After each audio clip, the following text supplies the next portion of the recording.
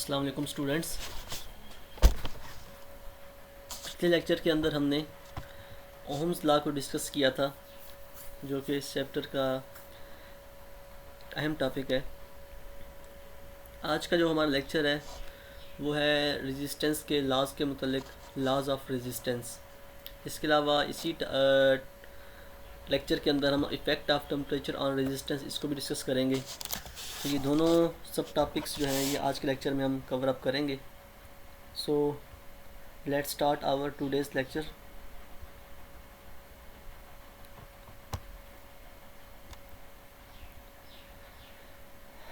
So here is our today's topic, laws of resistance. Resistance, we have already studied that resistance is the property of material by which any material opposes the flow of electric current. So laws of resistance are about that on which factors resistance depends. तो इस जो topic हमारा आज का है कि resistance के कवानीन, इसके अंदर हम देखेंगे कि ऐसे कौन कौन से फैक्टर्स हैं जिनके ऊपर रेजिस्टेंस डिपेंड करती है। तो इसके लिहाज से हम देखें तो फर्स्ट लॉ है रेजिस्टेंस का, जो कि डिपेंड करता है ऑन दी लेंथ। तो first factor is length on which resistance of any conducting material depends. So resistance is directly proportional to the length of the conductor or directly proportional to the L means length of conductor। तो यहाँ बताया जा रहा है कि resistance जो है वो कंडक्टर की लेंथ के डायरेक्टली प्रोपोर्शनल होती है। Greater the length of conductor greater will be resistance. Now what this directly proportional sign shows here, it shows that if we increase one quantity other quantity will also increase, either or if we decrease one quantity then other will also decrease। मतलब क्या हुआ कहने का कि अगर हम एक quantity को बढ़ाएंगे तो दूसरी भी इंक्रीज़ हो जाएगी, बढ़ जाएगी, या एक को कम करेंगे तो दूसरी भी कम हो जाएगी। तो इस तरह के हम ताल्लुक़ को बोलते हैं डायरेक्टली प्रोपोर्शनल का ताल्लुक़। तो फर्स्ट लॉ में ये बता रहा है कि जब हम किसी भी कंडक्टर की लेंथ को जैसे जैसे बढ़ाते जाएंगे तो लेंथ के बढ़ाने से उस कंडक्टर या कंडक्टिंग मटेरियल की जो रेजिस्टेंस है वो भी इंक्रीज़ होती जाएगी। या अगर हम रेजिस्टेंस को कम करेंगे तो सॉरी लेंथ को कम करेंगे तो रेजिस्टेंस भी कम हो जाएगी। तो ये फर्स्ट लॉ हमें रेजिस्टेंस का लेंथ के मुतल्लिक है। दूसरा लॉ, अगर हम सेकेंड लॉ की बात करें, second law of resistance is about cross sectional area of conductor।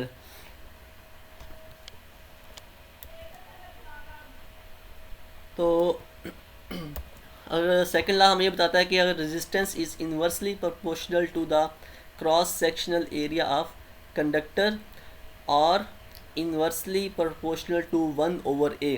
ये आपको मैंने प्रीवियस लेक्चर में बताया था कि जब भी कोई क्वांटिटी के दरमियान रिलेशन इस तरीके से हो कि जो नेक्स्ट क्वांटिटी है वो अपान में हो, इस तरीके से 1 अपान में हो, तो फिर हम उन दोनों क्वांटिटीज़ के दरमियान जो रिलेशन देखते हैं वो कौन सा होता है, वो इन्वर्सली प्रोपोर्शनल का रिलेशन होता है। इन्वर्सली प्रोपोर्शनल ये शो करता है कि अगर हम क्रॉस सेक्शनल एरिया को बढ़ाएंगे तो रेजिस्टेंस कम हो जाएगी, या अगर हम क्रॉस सेक्शनल एरिया को कम करेंगे तो रेजिस्टेंस इंक्रीज़ हो जाएगी। मतलब क्या हुआ कि यहाँ पर ये दोनों क्वांटिटीज़ के दरमियान जो रिलेशन है वो उलट है एक दूसरे के। So more cross sectional area less will be resistance and vice versa. तो मतलब अगर हम एरिया बढ़ाएंगे तो रेजिस्टेंस कम हो जाएगी, या वाइस वर्सा का मतलब है कि अगर हम रेजिस्टेंस को एरिया को कम करेंगे तो रेजिस्टेंस इंक्रीज़ हो जाएगी। क्रॉस सेक्शनल एरिया हम बोलते हैं, सिंपल अगर हम देखें तो किसी भी केबल या वायर के अंदर जो कंडक्टर की जो टोटल मोटाई, हम सिंपल लफ्ज़ों में देख लें कि वो कितना कंडक्टर्स का जो ओवरऑल एरिया कितना है, तो उस चीज़ को हम क्रॉस सेक्शनल एरिया बोलते हैं। तो यहाँ पर सेकेंड लॉ हमें ये बता रहा है कि अगर हम किसी भी ऐसा कंडक्टर जो हम यूज़ कर रहे हैं for the flow of electric current, अगर उसका जो एरिया है वो जितना ज़्यादा होगा, सिंपल लफ्ज़ों में हम ये भी कह सकते हैं कि जितना वो कंडक्टर मोटा होगा उतनी ही उसकी जो रेजिस्टेंस है वो कम होगी। या इसके अलावा अगर हम उसके एरिया को जितना ज़्यादा कम करेंगे उतनी रेजिस्टेंस इंक्रीज़ हो जाएगी, क्योंकि इन्वर्स रिलेशन है यहाँ पर। थर्ड लॉ जो है वो मटेरियल के मुतल्लिक़ है कि हमने जो कंडक्टिंग मटेरियल है वो कौन सा यूज़ किया है, क्योंकि हम पहले पढ़ चुके हैं कि कॉपर, एलुमिनियम, गोल्ड, सिल्वर, इन सब की रेजिस्टेंस मुख्तलिफ होती है। तो इसलिए मुख्तलिफ मटेरियल की रेजिस्टेंस मुख्तलिफ होने की वजह से हम ये भी कह सकते हैं कि जो रेजिस्टेंस है वो मटेरियल के ऊपर भी डिपेंड करती है कि हम एज कंडक्टिंग मटेरियल कौन सा इस्तेमाल कर रहे हैं। So the third resistance also depends entirely on the type of material used to make the conductor which is also describe as resistivity. तो हम ये कह सकते हैं कि रेजिस्टेंस जो है वो कंडक्टर के मटेरियल के ऊपर भी डिपेंड करती है। और जब हम मटेरियल की बात करते हैं तो मटेरियल की प्रॉपर्टी को डिस्क्राइब करने के लिए सॉरी हम एक टर्म इस्तेमाल करते हैं जिसे हम बोलते हैं रेजिस्टिविटी। और रेजिस्टिविटी जो है ये रेजिस्टेंस ही होती है, लेकिन जब हम किसी भी रेजिस्टेंस को मटेरियल के लिहाज से हम डिस्क्राइब करते हैं तो उसको फिर बोलते हैं रेजिस्टिविटी। फोर्थ लॉ जो है वो है अबाउट टेम्परेचर, क्योंकि रेजिस्टेंस जो है टेम्परेचर के ऊपर भी डिपेंड करती है। फॉर जितने भी हमारे कंडक्टिंग मटेरियल्स हैं, कंडक्टर्स होते हैं, उन जैसे कि मेटल्स जिनमें मैंने बताया कॉपर, एलुमिनियम, सिल्वर, गोल्ड वगैरह, इनकी जो रेजिस्टेंस है जैसे जैसे टेम्परेचर बढ़ता जाएगा इनकी रेजिस्टेंस भी इंक्रीज़ होती जाती है। इसके अलावा अगर हम सेमीकंडक्टर्स की बात करें, जैसे कि जर्मीनियम और सिलिकॉन जो मैंने बताया था जिस इनकी मदद से हम डायोड, ट्रांजिस्टर्स या आईसीज वगैरह बनाते हैं, उनके अंदर जब जैसे जैसे हम टेम्परेचर बढ़ाते जाएंगे तो उनकी रेजिस्टेंस जो है वो क्या होती जाएगी, कम होती जाएगी, क्योंकि ये इनमें रिलेशन क्या होता है, उलट होता है कि टेम्परेचर, क्योंकि हमने पढ़ा था कि सेमीकंडक्टर, क्योंकि ये सेमीकंडक्टर मटेरियल्स हैं और सेमीकंडक्टर के अंदर पढ़ा था कि रूम टेम्परेचर के ऊपर ये बिहेव करते हैं एज ए इंसुलेटर, लेकिन अगर हम टेम्परेचर को इंक्रीज़ कर दें तो इनकी कंडक्टिविटी इंक्रीज़ होती जाती है। तो ये रेजिस्टेंस के लॉज थे जिनके ऊपर रेजिस्टेंस डिपेंड करती है। फर्स्ट लेंथ के ऊपर, रेजिस्टेंस और लेंथ में डायरेक्टली प्रोपोर्शनल का रिलेशन है, एक क्वांटिटी बढ़ाएंगे तो दूसरी भी इंक्रीज़ हो जाएगी। इसके अलावा क्रॉस सेक्शनल एरिया के ऊपर डिपेंड करती है कि जितना हम कंडक्टर की मोटाई, मतलब अच्छा कंडक्टर, मोटा कंडक्टर इस्तेमाल करेंगे तो उतनी उसकी रेजिस्टेंस क्या होती जाएगी, कम होती जाएगी, क्योंकि इनके दरमियान रिलेशन इन्वर्स है। तीसरा कि किस तरीके से हम किस तरह का मटेरियल इस्तेमाल कर रहे हैं तो उसके ऊपर भी डिपेंड करती है रेजिस्टेंस। चौथा टेम्परेचर के ऊपर कि जितने भी कंडक्टिंग मटेरियल होंगे उनकी जो रेजिस्टेंस है वो टेम्परेचर बढ़ाने से इंक्रीज़ होगी, जबकि हम अगर सेमीकंडक्टर मटेरियल्स की बात करें तो उनकी टेम्परेचर बढ़ाने से रेजिस्टेंस कम होती जाएगी। अब अगर हम इनको मैथमेटिकली डिस्क्राइब करें तो फर्स्ट लॉ जिसमें मैं देखा था कि रेजिस्टेंस लेंथ के डायरेक्टली प्रोपोर्शनल है, तो ये are directly proportional to length. Second law जो बता रहा था कि रेजिस्टेंस जो है वो क्रॉस सेक्शनल एरिया की इन्वर्सली प्रोपोर्शनल होती है, तो are inversely proportional to 1/a। अगर हम इन दोनों रिलेशंस को कंबाइन कर दें देन ये रिलेशन बन जाएगा are sign of proportionality L/a। फिर अगर हम इस साइन ऑफ प्रोपोर्शनैलिटी को रिमूव करें तो मैंने आपको बताया था कि जब भी हम साइन ऑफ प्रोपोर्शनैलिटी को रिमूव करते हैं तो एक तो इक्वल का साइन लगाते हैं और साथ में कोई ना कोई प्रोपोर्शनैलिटी कांस्टेंट भी हम इस्तेमाल करते हैं। सो if we remove the sign of proportionality then it will become R is equal to resistivity, इसको हम रो पढ़ते हैं, रो RHO, रो इस सिंबल को जो है रो पढ़ते हैं और ये रेजिस्टिविटी का सिंबल होता है, रो L/a। तो जब हमने इस रिलेशन को में साइन ऑफ प्रोपोर्शनैलिटी को रिमूव किया तो हमारा ये रिलेशन रेजिस्टेंस का बन गया R is equal to row L/a। Here rho shows the resistivity of material, L show length of conducting material and A is the cross sectional area of the conducting material। So ये जो है ये mathematical relation है resistance का। तो जब भी हमें किसी भी मटेरियल की लेंथ और क्रॉस सेक्शन एरिया और उसकी रेजिस्टिविटी के मुतल्लिक बताया गया और हमें बोला जाए कि उसकी रेजिस्टेंस फाइंड आउट करो, तो फिर हम ये फार्मूला इस्तेमाल करेंगे। लेकिन अगर हमें करंट वोल्टेज दिया गया हो और बोला जाए कि रेजिस्टेंस निकालो तो फिर हम उसको फाइंड आउट करने के लिए रेजिस्टेंस ओम्स ला के इस्तेमाल करेंगे। So here this sign is the property of material called as resistivity. तो यहाँ पर बताया जा रहा है कि ये जो ये रो है इसको हम ये मटेरियल की प्रॉपर्टी को जाहिर करता है और इसको हम रेजिस्टिविटी कहते हैं। So if we have to find the resistivity, then it can be found by rearranging above formula, and it will be equal to the rho is equal to r a over l. फिर कह रहा है अगर हमें resistance, length और area किसी भी conducting material का दिया गया हो और हमें बोला जाए कि उस कंडक्टिंग मटेरियल की रेजिस्टिविटी फाइंड आउट करो, तो फिर हम इसी फार्मूले को रीअरेंज करेंगे. कैसे करेंगे? ए को ले जाएंगे हम उस लेफ़्ट साइड पर. जब ए लेफ़्ट साइड पर जाएगा तो ये आर के साथ मल्टीप्लाई हो जाएगा, क्योंकि हमने फाइंड आउट करना है रो. तो यहाँ से एल को ख़त्म करेंगे तो डिवाइड करेंगे, तो इधर एल भी डिवाइड में आ जाएगा. तो इसका फार्मूला इस तरीके से बन जाएगा, resistivity is equal to R A over L. अगर हम यहाँ से रेजिस्टिविटी का ऐसा यूनिट निकालें तो ये क्या बनेगा? Ohm metre. Ohm metre, because resistance का यूनिट क्या होता है? ओहम. एरिया का होता है मीटर स्क्वायर और लेंथ का होता है मीटर. तो 1 मीटर जो है इस 1 मीटर से कैंसिल हो जाएगा, तो बाकी रह जाएगा ओहम मीटर. फिर कह रहा है कि it is a resistance offered. अगर हम रेजिस्टिविटी को सिंपल वर्ड्स में डिफाइन करें तो इसकी डेफिनेशन क्या बनेगी? It is the resistance offered by a 1 metre long wire of that material having a cross sectional area of 1 metre square. वो कह रहा है कि अगर हम रेजिस्टिविटी को डिफ़ाइन करें तो इस तरीके से डिफ़ाइन कर सकते हैं कि अगर हम कोई ऐसा कंडक्टिंग मटेरियल यूज़ कर रहे हैं जिसकी लेंथ 1 मीटर हो और उसका cross section area 1 metre square हो, तो उस दौरान वो मटेरियल जितनी रेजिस्टेंस ऑफ़र करेगा to the flow of electric current, उसको हम बोलेंगे क्या? रेजिस्टिविटी. क्योंकि मैं आपको पहले बता चुका हूँ कि रेजिस्टिविटी ये मटेरियल की प्रॉपर्ट जो रेजिस्टेंस है जो ऑफ़र करता है, उसी प्रॉपर्टी को हम रेजिस्टिविटी बोलते हैं.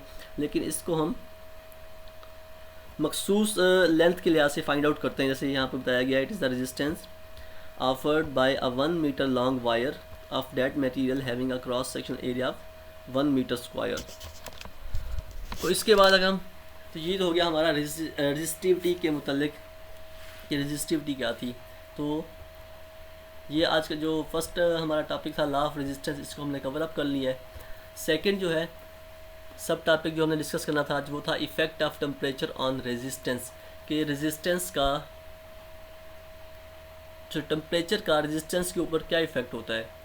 इसके अंदर जिस तरह हमने जो है 3 तरह के मटेरियल, डिफरेंट मटेरियल्स डिस्कस हमने प्रीवियस लेक्चर में किए थे, उन्हीं के लिहाज से हम इनको 1 बाय 1 जो है रेजिस्टेंस के ऊपर टेम्परेचर का इफ़ेक्ट वो डिस्कस करते हैं. सबसे पहले हम देखते हैं कि कंडक्टर्स या मेटल्स जो कि कॉपर या एल्यूमिनियम होता है, इनके ऊपर टेम्परेचर का इफ़ेक्ट क्या आएगा. अगर हम टेम्परेचर बढ़ाएं तो रेजिस्टेंस पे क्या इफ़ेक्ट आएगा इसका. तो जितने भी कंडक्टर्स मटेरियल होते हैं जैसे कि कॉपर, एल्यूमिनियम, गोल्ड, सिल्वर वगैरह, इनकी रेजिस्टेंस जो है टेम्परेचर बढ़ाने से बढ़ती है. Resistance increases as temperature increases. क्यों ऐसा होता है? वाई? इसका आंसर यहाँ लिखा हुआ है, when you heat a metal the atoms vibrate more, free electrons bumping into these vibrating atoms face more collision, so current flows harder, then it will be higher resistance. मतलब क्या हुआ कि जब भी हम किसी भी कंडक्टिंग मटेरियल को हीट करते हैं, मतलब उसका टेम्परेचर बढ़ाते हैं, तो उससे क्या होता है, क्योंकि वो मेटल जो है एक सॉलिड टाइप है मैटर की, तो उसके अंदर क्या होता है, हम जानते हैं कि सॉलिड के अंदर जितने भी एटम्स होते हैं वो टाइटली पैक्ड होते हैं एक दूसरे से. तो वो जैसे ही हम टेम्परेचर को बढ़ाते हैं तो क्या होता है, उनके जो मालिक्यूल्स हैं या एटम्स हैं उनके दरमियान वाइब्रेशंस बढ़ जाती है. जब वाइब्रेशंस बढ़ेगी तो उनके दरमियान कोलिजन बढ़ेगा. कोलिजन बढ़ने से क्या होता है, जो इलेक्ट्रॉन्स, फ्री इलेक्ट्रॉन्स होते हैं वो ईज़िली फ्लो नहीं कर पाते. तो इसलिए हम बोलते हैं कि जैसे जैसे कोलिजन बढ़ता जाएगा, और कोलिजन क्यों बढ़ेगा एटम्स या मालिक्यूल्स का, due to increase in temperature, so उतना ही करंट को जो है फ़्लो करने में रुकावट आएगी. तो हम जब, और इसी रुकावट को ही हम बोलते हैं रेजिस्टेंस. तो जैसे टेम्परेचर बढ़ाते जाएंगे तो वैसे वैसे जो है रेजिस्टेंस भी इंक्रीज़ होती जाती है कंडक्टर्स के अंदर. नेक्स्ट है इंसुलेटर्स. इंसुलेटर हम जानते हैं कि ऐसे मटेरियल्स होते हैं जो कि करंट को पास नहीं करने देते. सो इसलिए हम बोलेंगे, हम कह सकते हैं कि इसकी जो रेजिस्टेंस होती है, अगर हम टेम्परेचर को बढ़ाएं तो बहुत ज़्यादा कम चेंज होती है. ठीक है, तो also decreases with temperature but very slightly, कि जैसे हम टेम्परेचर बढ़ाएंगे तो इसकी रेजिस्टेंस कम तो होगी लेकिन बहुत ही कम कम होगी, ज़्यादा इसके अंदर वेरिएशंस नहीं आएगी, क्योंकि ये करंट को, फ्लो को बिल्कुल अपोज करते हैं और आसानी से ये कंडक्टिंग प्रॉपर्टी अचीव नहीं करते। थर्ड वन जो है वो सेमी कंडक्टर्स, जैसे कि सिलिकॉन या कार्बन या जर्मीनियम से जो भी हमारे मटेरियल्स बने होते हैं, इनकी जो रेजिस्टेंस होती है जैसे टेम्परेचर बढ़ाते जाएंगे वैसे वैसे इनकी रेजिस्टेंस जो है वो कम होती जाएगी, क्योंकि हम पढ़ चुके हैं कि सेमी कंडक्टर्स इस तरह के मटेरियल होते हैं जो कि हाफ कंडक्टर होते हैं, means they are behave as insulator at room temperature, but if we increase temperature their resistance decreases and they achieve the property of conductors। तो इसलिए हम बोल सकते हैं कि जैसे जैसे टेम्परेचर को इंक्रीज़ करेंगे इनकी जो रेजिस्टेंस है वो डिक्रीज़ होती जाएगी। अब ऐसा क्यों होता है? Heat gives more electrons enough energy to jump to the conduction band, more charge carriers, easier current, lower resistance. इनके अंदर क्या होता है कि जैसे जैसे हम टेम्परेचर को बढ़ाते जाएंगे वैसे वैसे जो है इनके जो इलेक्ट्रॉन, जिनके ऊपर प्रोटॉन्स की जो फोर्स ऑफ अट्रैक्शन है, उनके जो सिलिकॉन, कार्बन या जर्मीनियम जो ये केमिस्ट्री की अगर हम बात करें तो फोर्थ ए ग्रुप से बिलोंग करते हैं, तो इनके जो वैलेंस इलेक्ट्रॉन्स होते हैं, वैलेंस शेल में जो इलेक्ट्रॉन्स होते हैं वो 4 होते हैं। तो जैसे ही हम इनको टेम्परेचर बढ़ाएंगे, मतलब हीट एनर्जी बढ़ाते जाएंगे, वैसे वैसे क्या होगा, जो force of attraction of protons on the electrons it will become weaker. तो जैसे जैसे हम टेम्परेचर बढ़ाते जाएंगे तो वैसे वैसे प्रोटॉन्स की जो फोर्स ऑफ अट्रैक्शन थी इलेक्ट्रॉन्स के ऊपर वो वीक होती जाएगी, और एट द एंड जो है वो इनके पास इतनी एनर्जी इलेक्ट्रॉन्स के पास आ जाएगी कि वो अपने शेल में से इमिट हो जाएंगे, निकल जाएंगे और फ्लो करना स्टार्ट कर देंगे। तो इसलिए हम बोलते हैं कि सेमी कंडक्टर मटेरियल्स जो होते हैं वो एट रूम टेम्परेचर जो है वो बिहेव करते हैं एज ए इंसुलेटर, लेकिन जैसे टेम्परेचर बढ़ाते जाएंगे तो ऐसा ऐसा ये जो है कंडक्टिंग मटेरियल्स की प्रॉपर्टी को अचीव करते जाते हैं और कंडक्टिंग मतलब करंट को फ्लो करवाना शुरू कर देते हैं। तो ये थे हमारे आज के 2 सब टॉपिक्स। पहले के अंदर हमने डिस्कस किया लॉ ऑफ रेजिस्टेंसेस को, जिसके अंदर हम देखा कि रेजिस्टेंस जो है वो किन किन फैक्टर्स के ऊपर डिपेंड करती है, किन फैक्टर्स को चेंज करने से रेजिस्टेंस चेंज हो जाती है। फिर दूसरा हमने देखा कि ये जो कंडक्टिंग मटेरियल या इंसुलेटिंग मटेरियल या सेमी कंडक्टर्स होते हैं इनके ऊपर टेम्परेचर का इफेक्ट क्या होता है, कि टेम्परेचर वेरी करने से इनका बिहेवियर जो है वो किस तरह का होता है, इनकी जो कंडक्टिंग प्रॉपर्टीज़ हैं उनके ऊपर क्या इफेक्ट आता है। तो वो हमने effect of temperature on resistance के अंदर हमने डिस्कस किया। तो आप जो है इन लेक्चर्स को दोबारा जो है आप इनको सुनिएगा। इसके हवाले से कोई भी आपको कन्फ्यूजन हो तो वो आप कमेंट सेक्शन के अंदर मुझसे पूछ सकते हैं। दोबारा सेम रिक्वेस्ट आपसे करूँगा कि काइंडली जो है electrical DAE electrical knowledge space 04 इस चैनल को लाइक करें, सब्सक्राइब करें और मेरी वीडियोस को जो है ज़्यादा से लाइक करें, ताकि आपको जो है इस तरह के इंटरेस्टिंग लेक्चर्स जो है वो आपको मज़ीद मिलते रहें। तब तक अपना ख्याल रखिएगा। इंशाल्लाह कल दोबारा नए लेक्चर के साथ आपकी खिदमत में हाज़िर होऊंगा। अल्लाह हाफिज़।